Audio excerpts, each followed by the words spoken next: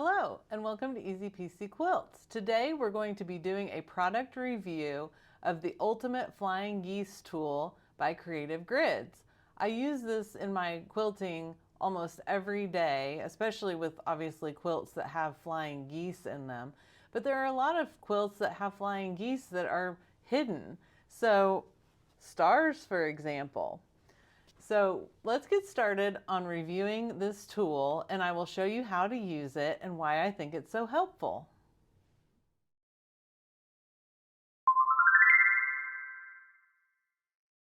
Here is the ruler up close.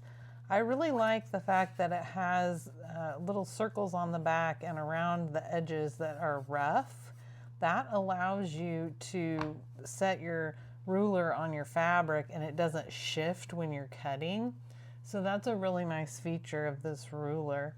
The other thing is that it gives you the sizes that you need to cut to make 4 at a time flying geese units. So you don't have to keep track of the insert that comes with the ruler. It's just right here on your ruler. So that's really nice too. Now when you get the ruler, you will notice that there is an insert inside the plastic, and it tells you exactly with diagrams how to make the 4 at a time and the 1 at a time flying geese units, which is nice. You can make them either way. And this ruler comes into play after you have already made your flying geese. I have chosen to use the 2" by 4" finished flying geese size. This ruler will go up to 4" by 8" for a flying geese unit, or it will go as small as 1/2 by 1 inch. So it is very versatile as far as size. And very rarely have I made flying geese that are bigger than 4 by 8. So this ruler will get you through most projects unless your block is extremely large.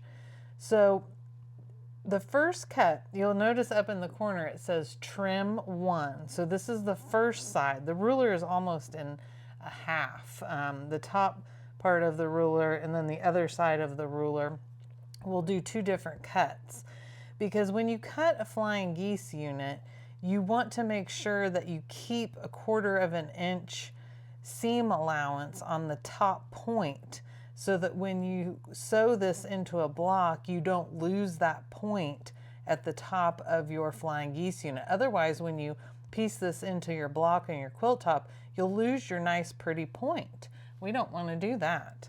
So this is lined up.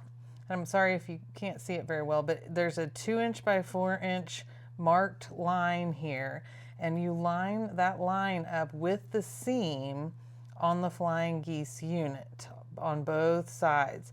It'll go all the way down.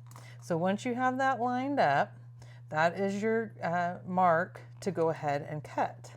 So we will cut this side off and we will cut this side off. And I use the measurements that were given by the ruler to make these flying geese units a little bit oversized so we can trim them down. That's much more accurate. Okay, you'll notice that I flipped. We were going this way before with our flying geese unit, and we trimmed this side with the point. Now I have flipped my flying geese unit the other direction, and I have also flipped the ruler to the other side where it says trim 2 now on this side. This side has a 2" by 4" finish line going this way and this way that I have lined this unit up with these 2 lines here. And then we also have our lines that go along the seam. So we want to make sure those seams are very important to line up when you're trimming a flying geese unit. So now that we have these 2 sides were the ones we trimmed with the other side of the ruler. So now that we have everything lined up this way, we're just going to trim the other 2 sides.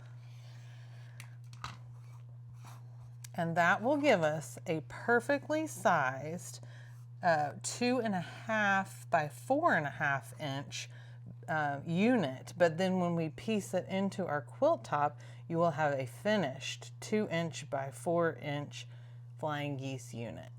So you can see the utility of having perfectly cut flying geese units. It is very common to piece flying geese units to larger pieces of fabric, and if they are not cut well, they will not line up. But you can see that this lines up perfectly on both sides.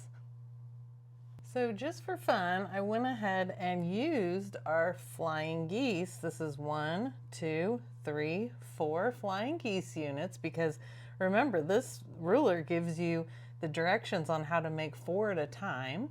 So that made this block very easy to construct because we had all of our units that we needed for the points on our star.